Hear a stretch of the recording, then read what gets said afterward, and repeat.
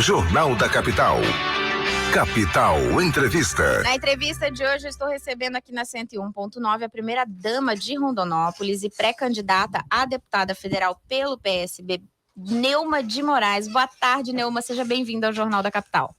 Boa tarde. Eu quero aqui agradecer imensamente o convite e por estar aqui nessa oportunidade para a gente falar com a nossa capital, para que eles possam nos conhecer um pouquinho da Dona Neuma, acho que é interessante. A Dona Neuma, que é professora da Rede Pública Estadual aposentada, foi sindicalista e participou de lutas do Sintep durante sua carreira e também foi secretária de Promoção e Assistência Social de Rondonópolis, é isso? Acertei? Correto. Conta pra gente, a primeira pergunta que eu faço para os pré-candidatos que a gente está ouvindo aqui na 101.9 é o que motiva a colocar o nome à disposição numa disputa eleitoral como essa desse ano?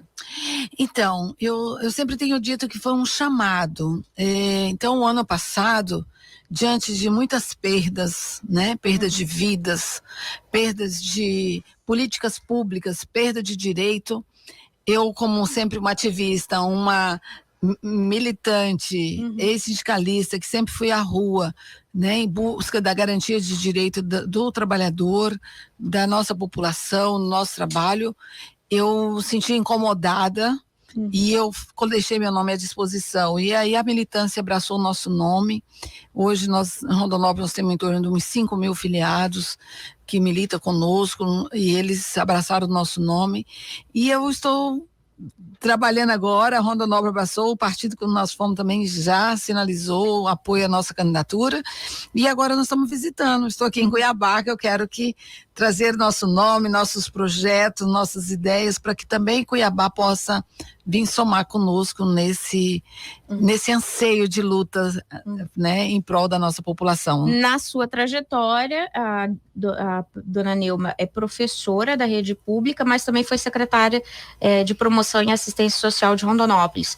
Quais são as principais bandeiras, quais são as causas prioritárias que a professora Neuma tenta defender agora? Então, eu enquanto estive no chão da escola, quase 30, né, uns 30 anos de trabalho, a gente lutando por uma qualidade, uma educação de qualidade, trabalhando por qualidade também de direito do servidor. Enquanto secretária de Assistência Social, estivemos à frente, eu sempre digo aqui que o professor é um eterno político, né? Então, ainda não tinha sentido essa necessidade de estar à frente de um projeto e aí você percebe que os seus direitos vão se esvaindo, o trabalhador ele está perdendo os seus direitos, as políticas públicas também, fizeram uma reforma em cima do trabalhador, nós estamos sofrendo hoje, nós estamos percebendo hoje, não tem reforma na economia, reforma em outras políticas, todas essas políticas públicas estão se esvaindo, e aí eu falei assim, não, deixei à disposição, por quê? Precisamos estar ocupando aqueles espaços onde decide a nossa vida. E onde decide a nossa vida? É no Congresso Nacional. Então, para lá que eu falei, eu quero me candidatar para lutar em prol da nossa população, cada cidadão e cidadã de Mato Grosso e cidadã do país, né? Então, quando a gente fala muito de educação, às vezes as pessoas associam muito a questão da infraestrutura, prédios para as escolas, materiais didáticos, hoje, né, no caso também, de computadores e tudo. Mas quais são as políticas públicas que são essenciais hoje e precisam ser inseridas e discutidas nas escolas, tanto por professores como pais também, toda a rede da educação, que a professora Neuma percebe que não existem hoje, ou que precisam ser mais discutidos? Então, veja bem, nós em Rondonópolis, eu sempre digo assim, que Rondonópolis, enquanto nossa gestão passada, e hoje meu esposo está na terceira gestão dele, então nós temos feito, estamos trabalhando pela universalização da educação infantil. Nós precisamos garantir que nossas crianças estejam sendo acolhidas já na sua infância, com um atendimento de qualidade, que elas estejam ali com os profissionais, interagindo, socializando, e aprendizado também, né? Então, as nossas crianças, então é um trabalho de já começar essa universalização. E hoje a gente percebe que a política, não tem mais política, nós conseguimos no governo Dilma e Lula, nós conseguimos 17 creches para Rondonópolis. Então, quando nós falamos que vamos universalizar a educação infantil em Rondonópolis, e hoje nós estamos fazendo mais de 30, em torno de 30 creches, novas creches, significa que teve um pontapé inicial e hoje a gente não tem. Né? Então, por exemplo, o ministro teve em Rondonópolis, o ex-ministro que deixou a pasta recentemente, nós pedimos uma creche e não veio. Então, assim, nós não estamos vendo as políticas públicas de habitação, nós não estamos vendo a política pública, então nós estamos percebendo que estão querendo, inclusive, privatizar a educação. Como que, se nós temos dentro da estatística, os nossos jovens, os estudantes são de baixa renda, 70% das pessoas que utilizam o ensino público, ele vai dar conta de bancar uma universidade para estar ali? Então, assim, nós precisamos ter garantia, assim, de direito, de uma educação pública de qualidade e que atenda todas as famílias. O envolvimento das famílias nas escolas é fundamental, sim, porque a escola, o aluno faz parte da família, a família tem que ser inserida, sim. Então, é necessário, sim, que a gente envolva os pais junto na educação. Agora, 5h23, eu estou batendo um papo com a professora Dona Neuma de Moraes, ela que é professora primeira-dama lá da cidade de Rondonópolis, pré-candidata a deputada federal pelo PSB, e também foi secretária de promoção e assistência social lá na cidade de Rondonópolis. A senhora deixou a secretaria recente? Estava secretária agora? Não. Eu não, nesse mandato eu não assumi a secretaria e quis vir para esse desafio, né? E como que a senhora que está lá no município, a gente fala que geralmente quem está no município é quem está na ponta. Sim. Mesmo não estando na secretaria, nós vivenciamos desde 2020 toda essa situação da pandemia da Covid-19 e a pasta da assistência social, o assistencialismo social foi uma frente junto com a saúde. Sim. Como garantir como garantir leis ou discutir leis para que se diminuam essas diferenças sociais? Por que eu falo leis? Porque quando a senhora se coloca como na condição de pré-candidata a deputada federal, sim, a gente sabe que lá no Congresso, os deputados federais, senadores, eles vão discutir as leis que vão ser aplicadas, inclusive nos municípios. O que precisa ser mudado para diminuir essas diferenças sociais que ficaram mais evidentes com a própria pandemia? Sim. Então, a gente percebe que nós achávamos, inclusive foi uma das coisas que foi tocada, quando nós, dentro da assistência, trabalhando, nós estávamos tirando, nós chegamos a tirar 6 milhões de pessoas do nível da pobreza, e esse número aumentou. O que tem que ser feito? Tem que ser feito os investimentos, sim, na qualificação, nós temos que fazer investimento na empregabilidade, nós temos que fazer investimento no social, tanto na habitação, na educação, na saúde, porque as pessoas precisam ser assistidas. E nós vimos, e dentro de Rondonópolis, hoje a gente pode dizer que é modelo hoje dentro de Rondonópolis, que nós trabalhamos e nós valorizamos o que é público. O público dá certo. Então hoje vamos falar, o privatizar. O privatizar, nós vamos estar excluindo cada vez mais as pessoas para um acesso a essas garantias de direitos de políticas públicas. Então, Rondonópolis, nós temos feito um grande trabalho na universalização de todos os serviços públicos, inclusive a gente não tem hoje uma política de habitação, mas, por exemplo, Rondonópolis tem feito. Então, eu quero estar lá lutando, porque todos os municípios têm direito a ter a sua casa, que é o primeiro ponto de apoio, de segurança de uma família, ter a sua casa. Ter a segurança de ter a sua casa, sua habitação, de ter acesso.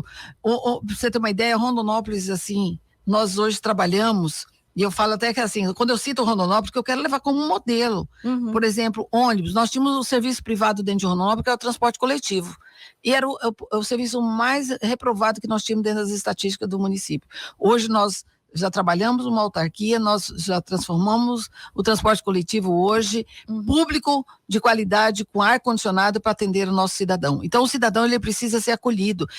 Nós precisamos dar dignidade para esse cidadão. Quando nós vamos dar dignidade, trazendo ele, vai diminuir a diferença dele com quem mais tem. Então, nós precisamos, sim, ser acolhido. E a assistência social tem um papel fundamental de estar nessa busca ativa, de estar inserindo esse cidadão para que ele possa receber as políticas públicas e ser valorizado. E o poder público tem esse comprometimento, sim, de fazer esse trabalho de acolher essas pessoas que estão na ponta. Eu estou batendo papo com a primeira-dama de Rondonópolis, pré-candidata a deputada federal pelo PSB, dona Neuma de Moraes. Dona Neuma, tem uma pergunta do Evandro aqui no YouTube, ele pergunta assim, por favor, ele fala assim, nossa, meu Deus, por favor, cara candidata, me aponte um direito trabalhista que o trabalhador perdeu, foi suprimido, que vote em você e consiga mais 50 votos para você, não aguarde. Essa é a pergunta, ele está pedindo para a senhora apontar quais foram alguns dos direitos que foram suprimidos do trabalhador, por favor. Inclusive, foi suprimido, por exemplo, o direito, eles querem taxar o trabalhador que ele não trabalha. E o trabalhador, a reforma foi feita toda em cima do trabalho. Então, por exemplo, estendeu-se a aposentadoria. Nossos jovens hoje, eles vão chegar a quase 90 anos para ele ter o direito de aposentadoria. Hoje, como nós sabemos hoje, como está um desemprego, esse jovem vai conseguir aposentar? Se ele não tem uma continuidade nos seus benefícios de continuidade, então tem que ser revisto isso sim. Então são esses direitos, por exemplo, também hoje estão querendo discutir horas de trabalho. Você entendeu? Estão querendo tirar o que já era de direito, o seu 13º, está querendo tirar as férias do trabalhador. Então a pessoa ela não tem dignidade, ela trabalha, ela se esforça, ela paga seus impostos e ela não tem direito de ter essa contribuição. Você entendeu? Eu vejo que foram tirados esses direitos do trabalhador, essa reforma toda, e não fizemos a reforma econômica. Nós hoje dolarizaram toda, eu recebo, e todo o trabalhador recebe em real, e nós pagamos tudo em dólar. A gasolina está em dólar, o alimento que chega na mesa do trabalhador está em dolarizado, porque com a inflação que nós estamos aí, foi dolarizado, entendeu? A carne. Então, assim, nosso trabalhador, ele tem que escolher o que ele vai poder comer, quando pode fazer essa escolha. Tá certo.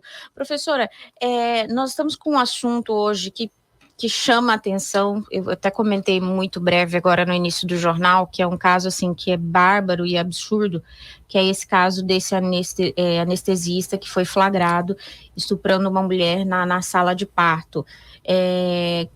Como mulher, eu queria que primeiro a senhora comentasse sobre essa situação e falasse sobre quais medidas, o que é preciso ser feito no Congresso, ou de que forma a gente pode encontrar medidas para diminuir esse tipo de situação tão absurda. A gente fala sobre esses assuntos, sobre a violência contra a mulher, casos de estupro, a gente teve recente o caso de uma criança de 11 anos, são pautas que geram tanta polêmica e ainda assim a gente tem que se deparar com esse tipo de situação.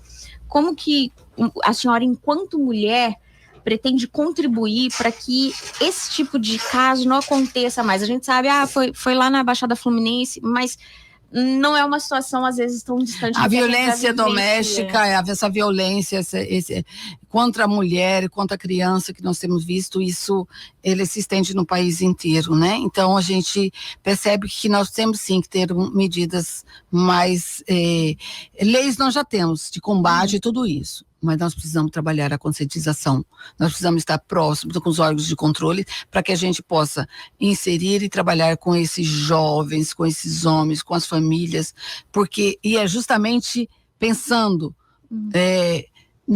que nesses espaços que nós mulheres temos que estar atuando, nós temos que estar mais presentes. A mulher já avançou muito. Né? A mulher já avançou em várias frentes de trabalho, em várias conquistas, nós temos visto. Agora, eu percebo que nós precisamos estar mais presentes, sim, e os homens trabalhar essa conscientização, essa desconstrução, que esse machismo que vem contra a mulher, achar que a mulher se torna um objeto. Então nós temos que trabalhar mostrando o valor que nós temos, você como mulher, eu como mulher, nossos filhos, e trabalhar isso. E essa desconstrução, ela tem que ser educativa.